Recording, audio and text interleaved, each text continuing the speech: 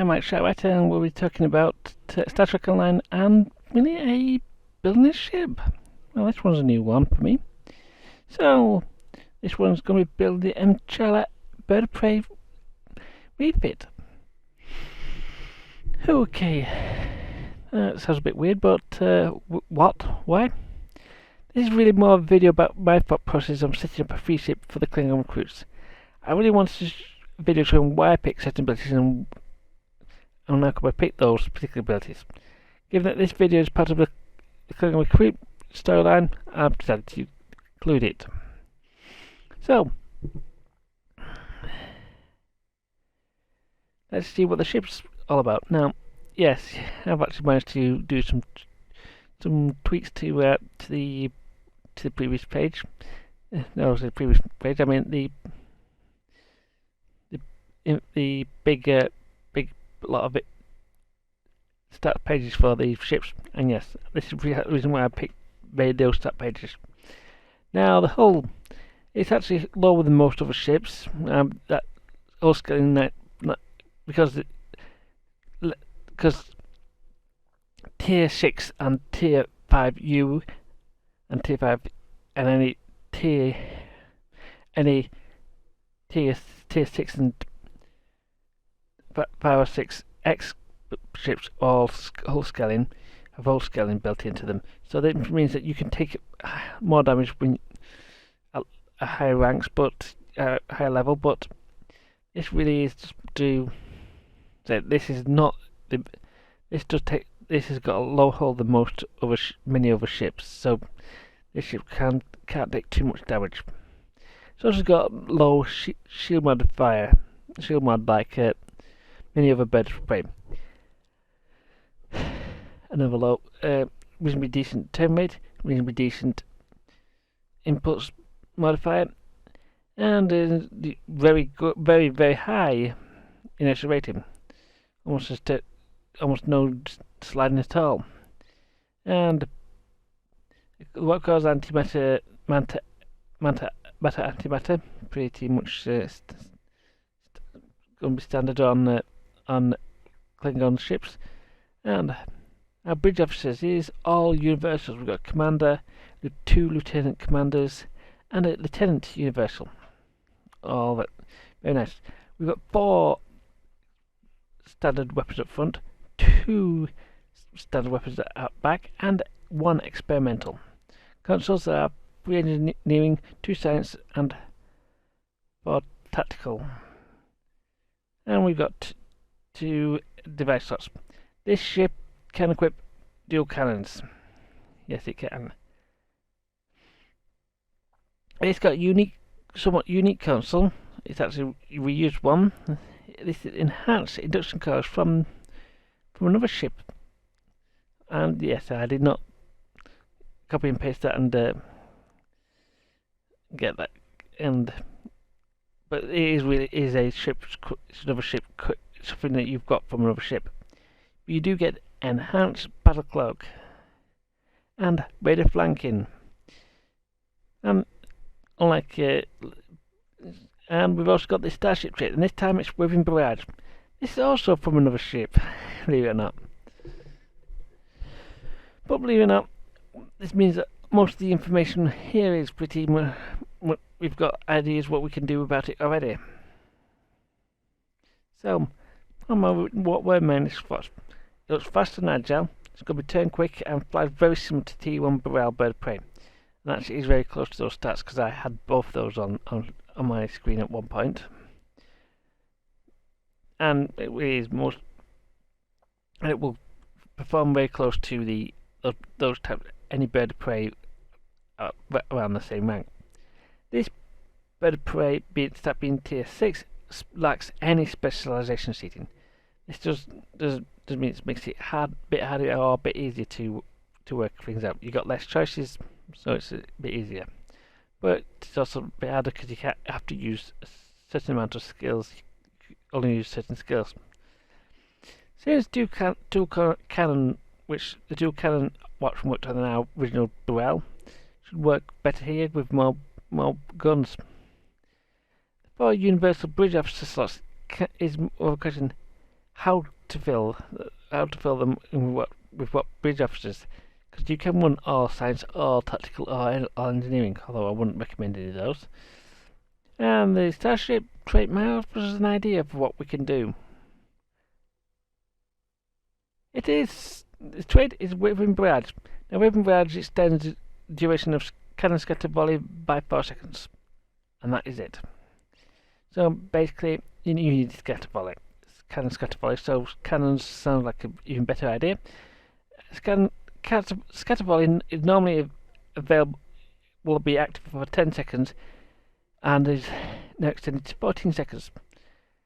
The cannon scatter volley has a global cooldown of about 15 seconds between activations. So that means you activate it, and you can't activate the cannon scatter volley for another 15 seconds, no matter how many copies of you got in your tray. That's something to be aware of. Now you do also get a free a unique console and a universal console. I mean, in a thing called the enhanced induction cores, and the top is the actual console in the ship's ship builder, and the bottom one is the actual clicky button. So the enhanced induction cores really have no passive effects. Everything is a clicky. So you get a weapons and engine auxiliary power boost, and you will be immune to anyone that provides a weapons or engines or auxiliary offline effects, and repairs any weapons or engines or auxiliary subsystems that were taken offline due to various things. You get a ridiculous amount of power for 15 seconds, and the ability to hold a bit more power. So could be useful as long as you're aware of how much that 50 extra power is a kicker. But really, we also forgot, because this is a Klingon recruit, we've also got to pick up another trait, and that's, believe it or not, is one our Klingon recruit has already picked up, or at least partly picked up, is the Hunter's Instinct. Now, Hunter's Instinct, within 10 seconds after a kill, clocking will briefly placate foes. Alternatively, you can weapon attacks during the ambush effect avoided by leaving clock will reduce fall damage resistances by 10% or 20% depending on which skill level you got. So for 15 seconds, and let's make it clear, this is a Klingon recruit rod and not part of any ship.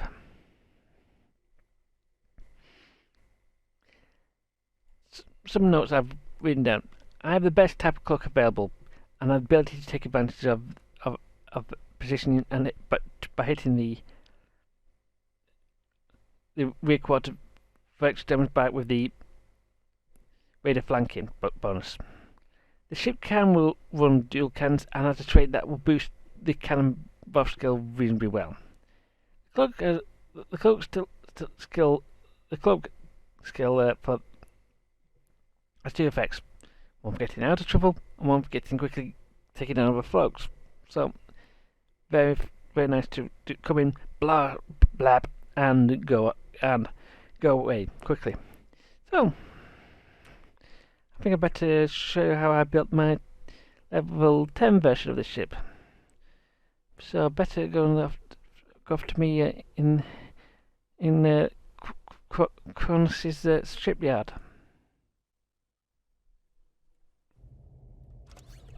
Welcome to Kronos shipyard. Now, normally if you were non-Klingon recruit, you'd be speaking to this guy and collecting a ship. But this time, we don't need to collect a ship. We can pick up the special requisition pack from the Klingon receiver. So by getting 10 cloak ambush kills, you get this by I think it wasn't telling how much kills it's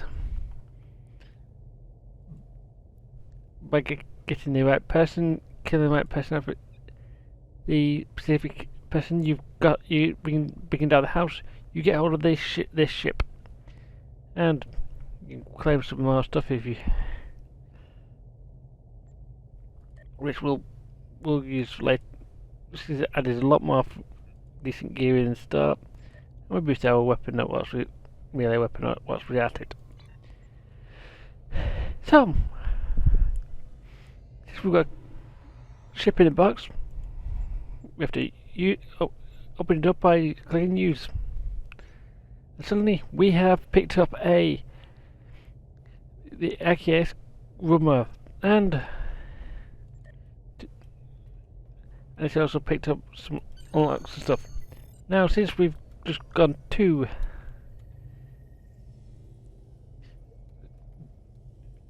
this guy, the ship manager, you can now pick up a new pick your new ship, and so here we are. And today it's just picked up whatever random gear we've got and stuffed it all in. And actually, this isn't too bad. Well, too bad, meaning we've picked up we've got quite a handful of useful items already in, and a handful of items not here. So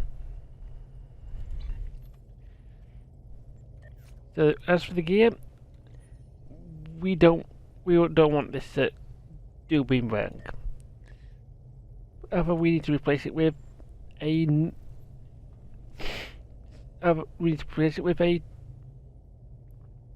disruptor turret cannons, I mean. And in this case, we've got some already. What's blue? It's duals for the time being, and we'll be replacing these as we go through the missions. And the same thing with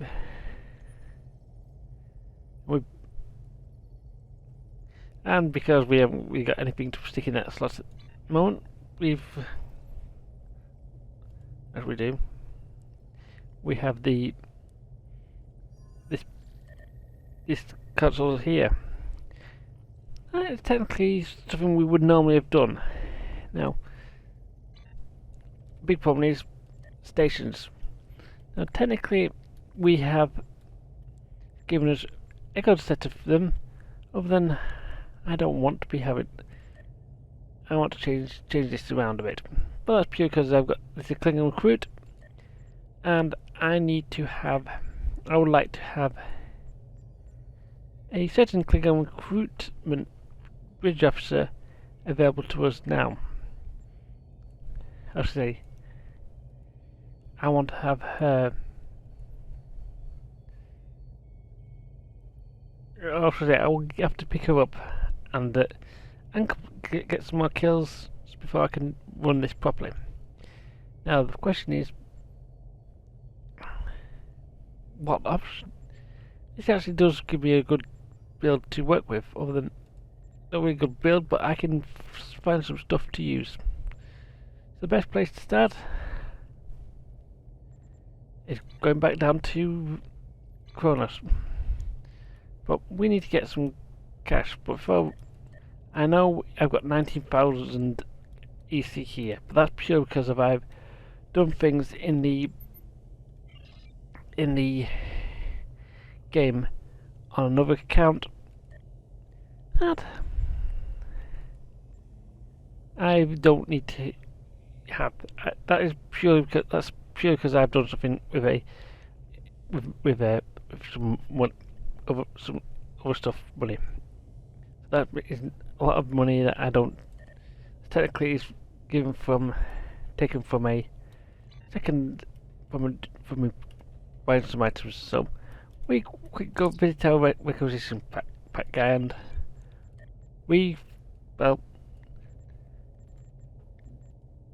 first of all, equip anything that's sell anything that isn't useful.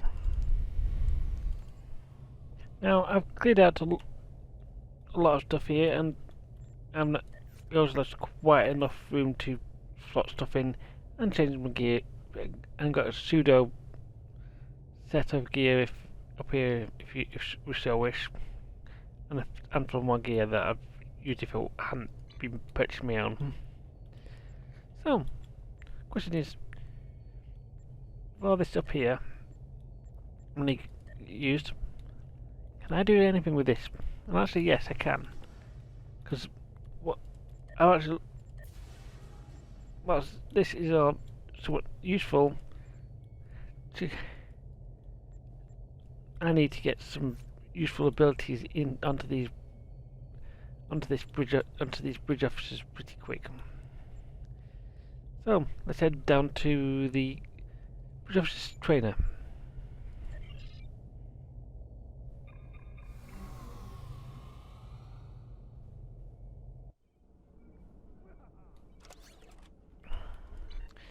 As you may have seen last week in our tour, I took a we went round here.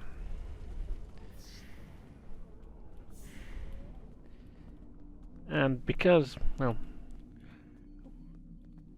and at level, whilst I'd love to have a full proper build up with this, we're missing half the gear of the slots, and anything above lieutenant is ignored. So I've got 4 lieutenant slots, so I only need to worry about the first 2 slots of these abilities until for a while. Plus I can't really do much with them. So at the moment,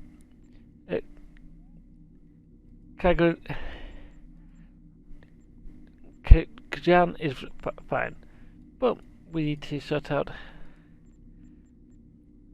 Chagrin. This is the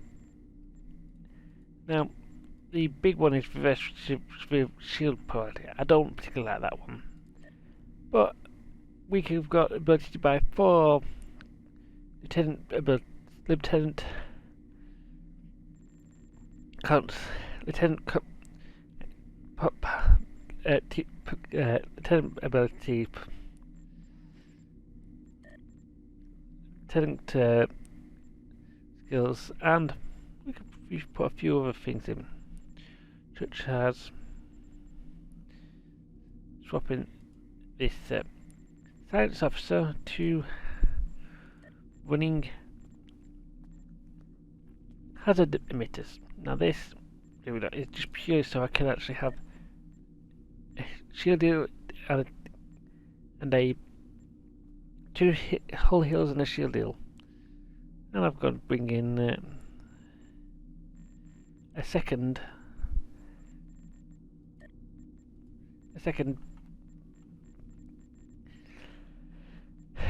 cannon scatter volley for Blair, which is perfect for what we need to do now. So, okay, so we need to still tell Blair how to use it. So we need to promote her up at least once. We can't promote her because we can't promote her up to above us. So, and we suddenly have scatter volley available. Now, reason why we've picked Lieutenant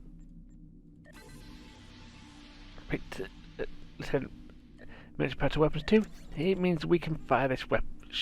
We can fire our weapons to fire a lot harder and heavier. At the moment, the guard is just got all the stuff we need for the time being, and Thak is leveling up. Or we're just leveling up just for the sake of leveling up because we bought as emitters 1. That is our level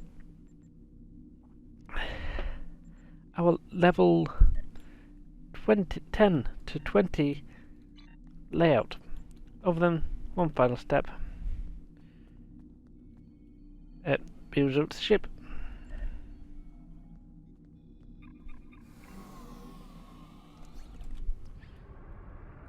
And here it is. You can see here we forgot to change the abilities in the station thing, so we need to change that to that, and change checked beam to hazard emitters. And that's almost done, and the cannon rapid fire to cannon scatter volley. So you get 2 cannon scatter volleys. This means you get 10 seconds off, 5 seconds off, 10 seconds on, and then 5 seconds off again for a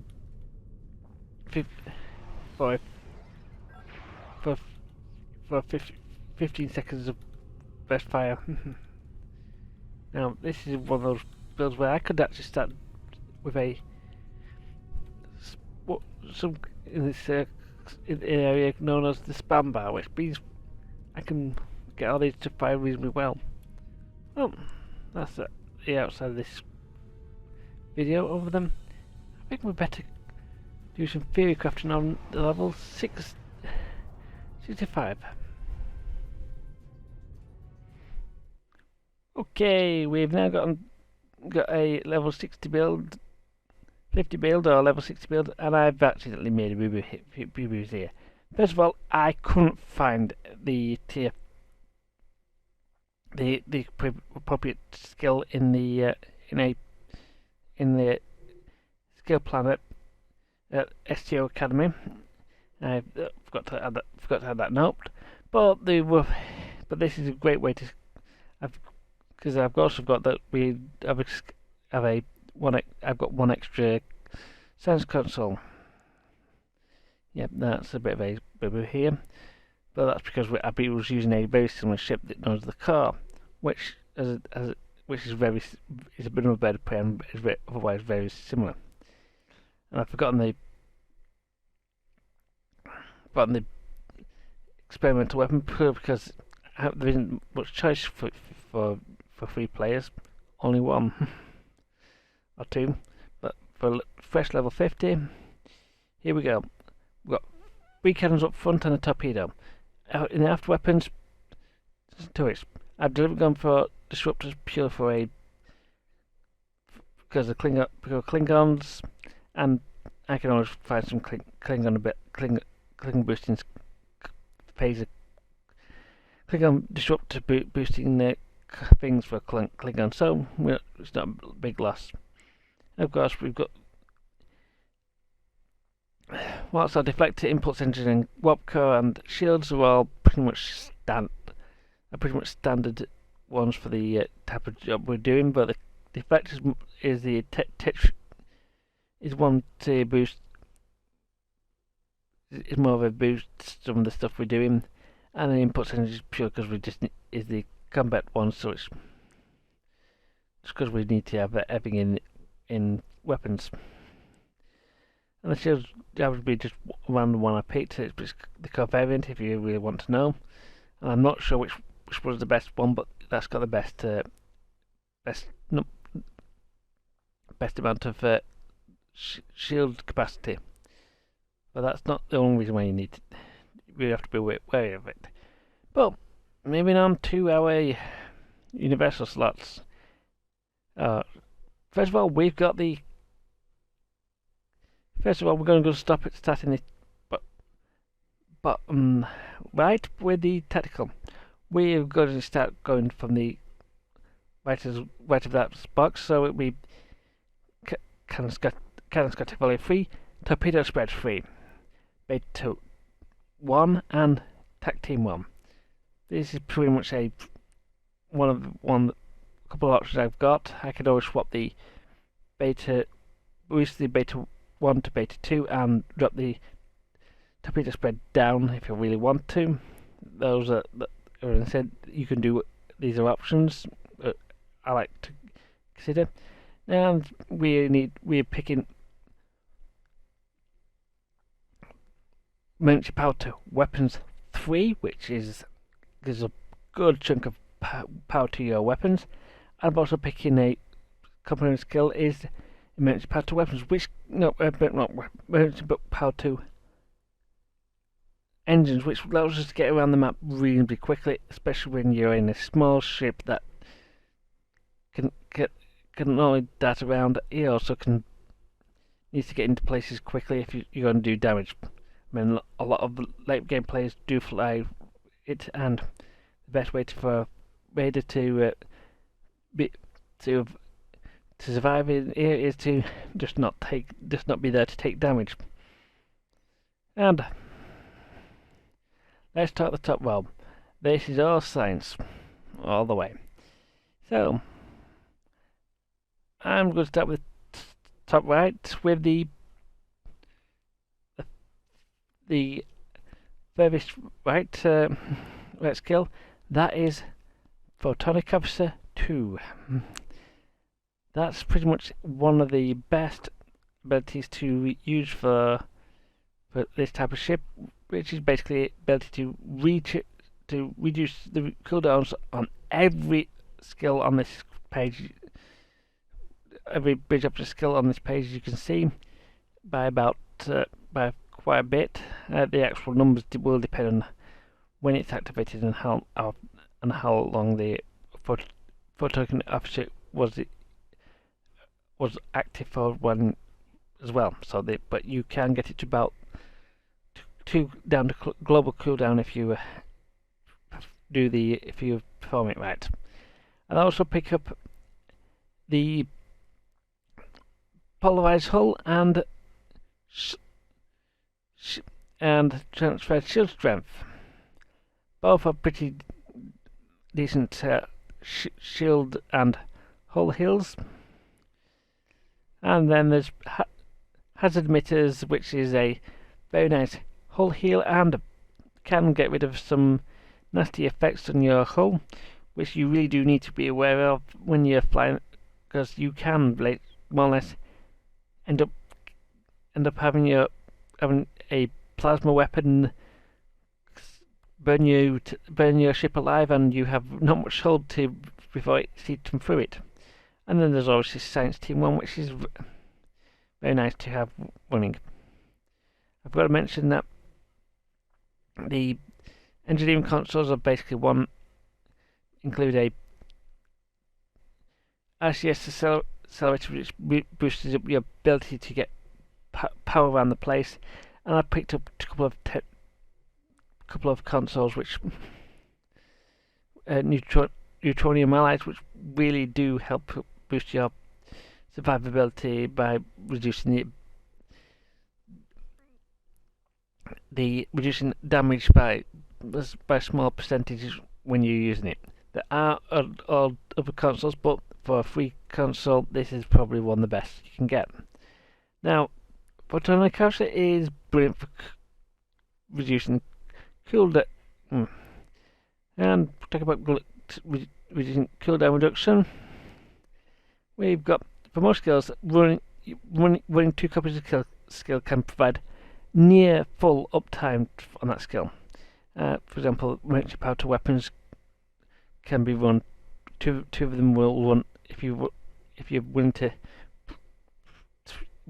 Can be made to run almost all the time, as long as you are willing to work with it. But with the right setup, a player can reduce the time to cool down the skill significantly. There are multiple ways to get more efficient use of these are more efficient ways to get use out of a bridge officer seat. But why have I got in my level 50 build? But why is it in my but it really does mean that why have I got it in my level 50 build whilst my level 20 build I don't? That's what really is. The real big question is, how much cooldown are we talking? Up to the global cooldown, or as fast as the game will let you use the second copy of a skill.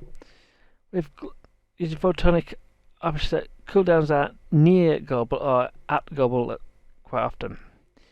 For my required build, I actually ended up with the minimum what I wanted to use ended up with Lieutenant seating, which was being spared for extra 2. In this case, I've just used it for extra shield and hull heals, as raiders and birds of prey are not easy, cannot take many hits, and costly alternatives do exist, and they do do quite a bit of damage. And finally, the set I've chosen is no way the best for this ship, but it's one of the cheapest around, and I've got into providing healing options as birds of prey and raiders in general can't take much damage, especially in later content. You can always experiment, and there are great gear options later in the story which I've missed not put down on here, but purely because of I've reached level 50. I want to build a ship. These are the options, and we are really plenty of games for the options for the entire end game. But I'm out of time. Talking about running out of time, we've reached the end of the video, and that's been my show. See you again next time, and hopefully we'll be doing some more story content.